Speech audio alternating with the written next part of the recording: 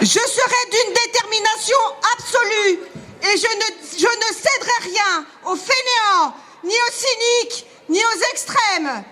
Il parlait des Français, bien sûr. Parmi les petites phrases assassines, le dernier exemple en date fin juin 2017, en visite à une start-up installée dans des anciens locaux SNCF, tiens donc, le président Macron évoque l'endroit. Une gare, c'est un lieu où on croise les gens qui réussissent et les gens qui ne sont rien. Et il les collectionne. On pourrait en citer d'autres de ces petites phrases qui démontrent la grande considération qu'il a pour son peuple.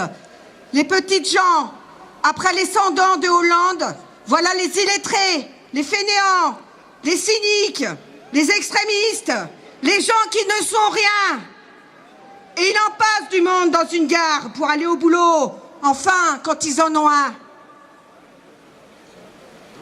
Inutile, je pense, de vous rappeler que les riches ne sont jamais aussi bien portés, que les résultats du CAC 40 sont excellents, que les premières conséquences de la loi travail permettent d'observer une recrudescence de ruptures conventionnelles, individuelles et collectives, ainsi que des plans de licenciement, PSA, Pimki, Carrefour, des délocalisations de services administratifs chez Casto et j'en passe.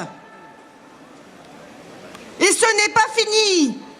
Je crois qu'on n'a pas tout vu et que le TGV de la réforme macronienne va la jouer directe, sans arrêt dans les petites gares, sans s'encombrer de principes démocratiques, perte de temps dans les négociations.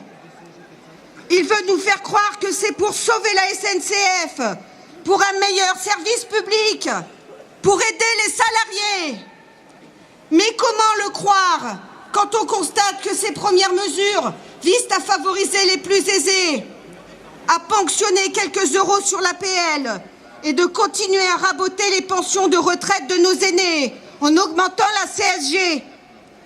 Comment le croire alors que sur les 22 dernières années, le PIB de la France a à peine doublé, que la fortune des 500 Français les plus riches a, elle, été multipliée par 7? Passant de 80 à 571 milliards, et celle des 10 plus riches multipliée par 12.